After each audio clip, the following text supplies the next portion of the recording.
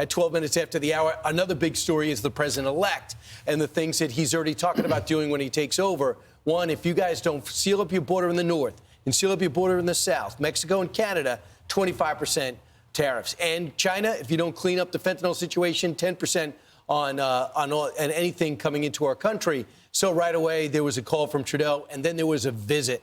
And he went down, he goes, let's just work this out. At which time, I think they were very blunt to each other. Yeah. And it looks as though in a standoff, he said, you got to fix your border. We got tens of thousands coming in. It's a lot less of a problem than the north, than the south. But there's a huge problem because you're not putting any assets there. The other issues is the drugs that come through, to the governor of New Hampshire.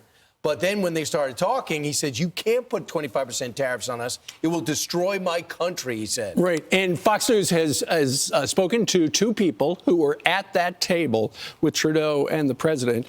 And the president was very direct about what he wants. He said Canada is letting in drugs and people from 70 different countries. And then here's a quote that you'll find at foxnews.com. The president-elect told the prime minister, if Canada cannot fix the border issues and trade deficit, he will levy a 25% tariff on all Canadian goods on day one when he returns to office. And Trudeau, there was a little laughter there, then Trudeau told him he can't levy the tariff because it would kill the Canadian economy completely. And Trump replied, asking, so your country can't survive unless it's ripping off the U.S. to the tune of $100 billion. And then Trump suggested to Trudeau that Canada become the 51st state, which caused the prime minister and others to laugh nervously. Also, reportedly, one person at the table said, well, Mr. President, that would be a very liberal state if Canada became a state. And then Trump said something like, well, there could be a liberal state and a conservative state. But nonetheless, he made it very clear. This is what he wants to happen. And, you know, as we reported yesterday, stuff is happening. They're adding more resources to our northern border. So this totally happened.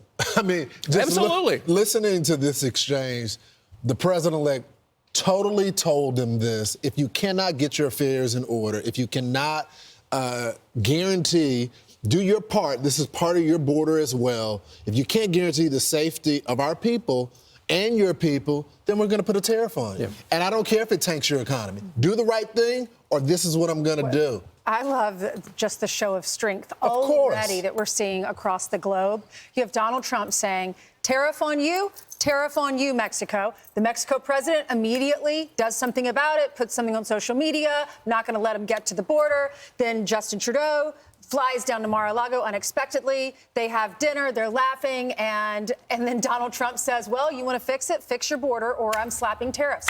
What? That's going to ruin our economy. That's going to kill Canada. Well, then become the 51st state. I'll make you the governor. Right. Then you have the president now telling Israel or telling Hamas, release those hostages. If not, this is what's going to happen on January 20th. Hell to pay. Right. Yeah, I just wonder, number one, they got to put assets immediately on the border. They're going to start fixing it.